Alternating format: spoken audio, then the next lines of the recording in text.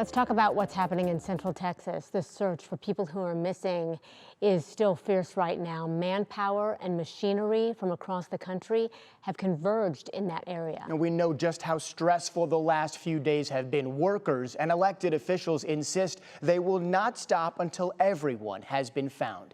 NBC's Jay Gray is in Texas with the latest. Good evening, and for the sixth straight day now, search and recovery teams are working through the damage and debris after catastrophic flooding here in the Texas Hill Country. Areas like this along the Guadalupe River, where you see the trees are snapped or pulled from their roots, they are down, and this is the kind of things those crews are facing. And for the sixth straight day here, the death toll is growing. More than 115 lost, more than 170 missing. First responders working around the clock, refusing days off, vowing to continue until everyone is found.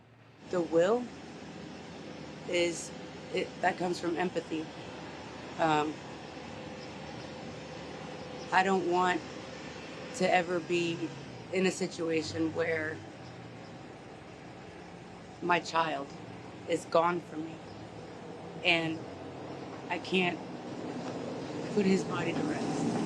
As the search effort continues and the difficult cleanup and recovery now begins, there is growing frustration and anger over what some here say was a lack of warnings before the storm and a slow and ineffective response as the water started to rise. Residents demanding accountability and a timeline from local officials.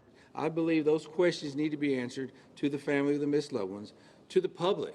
I can't tell you in a week or two, okay? We're going to get them. I'm not trying to deflect them, okay? My primary demand, I asked you, I've been in this business 36 years. I don't know if any of y'all, how many of y'all have gave notifications, death notifications. I've done them. What is worse, a death notification or telling somebody I don't know where your loved one was?